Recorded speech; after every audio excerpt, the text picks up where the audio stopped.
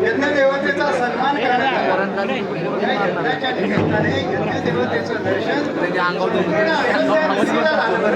श्री अयोध्या नगरी आनंदामध्ये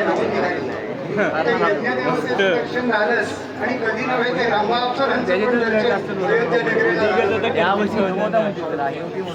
आणि अशा तऱ्हेने ही यज्ञदेवता प्रसन्न झाली. हातामध्ये सुवर्णाची थाळी आहे. दशरथा हे पायस धार. पायस म्हणजे खीर आत्ताच्या भाषेत म्हणायचं. तर ती सुवर्णाच्या थाळीमध्ये भरलेली खीर होती आणि त्या यज्ञदेवतेने सांगितलं, राजा यातली थोडी थोडी खीर तिन्ही राण्यांना भक्षण करायला दे. त्याच्यानंतर मग तिन्ही राण्यांना दिवस राहते आणि मग नंतर तुम्हाला पुण्यप्राप्ती होईल. पण हे सगळं नीट श्रद्धापूर्वक विधीने करायला पाहिजे. वशिष्ठ मुनींनी सल्ला दिला. वशिष्ठ मुनींनी त्या बाह्यस्थानाचं पूजन केलं आणि त्याच्यानंतर तिन्ही राण्यांना आचरण करण्यात.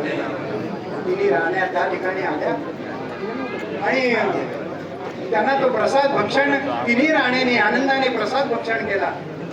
ठराविक काळ मध्ये गेला आणि तिन्ही राण्या गर्भवती राहिल्यावर यथोचित काळ 9 महिने 10 दिवस जो काय असतो तो मध्ये गेला. आणि असाच एक दिवस काही हजारो वर्षापूर्वी त्रेतायुगामध्ये राम अवतार झाला. द्वापार युगामध्ये कृष्ण अवतार झाला आणि आता कलियुगामध्ये कलंकी अवतार होणार आहे. बरं, भगवंताचं वचन आहे, परित्राणाय साधूनां विनाशाय च दुष्कृतां धर्म संस्थापनार्थाय संभवामी युगे युगे. आणि दुपारची वेळ होती.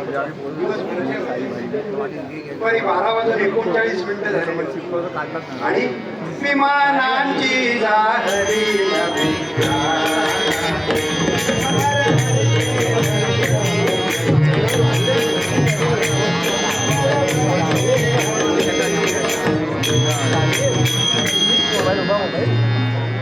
विमानांची, सगळ्या देवांची विमानं आकाशामध्ये श्रीरामांचा भगवान महाविष्णूंचा रामावतार पाहण्यासाठी आकाशामध्ये जागा शिल्लक राहिली नाही. प्रत्येक देव आपापलं विमान घेऊन तिथे जमलेला आहे. सगळी अयोध्या नगरी जमलेली आहे आणि आता वाट पाहताय त्या क्षणाची. आणि तो क्षण आला भर दुपारी 12 वाजून 40 मिनिटं. 12 वाजून 40 मिनिटं. आम्हाला कुसुम घालव वर्षाची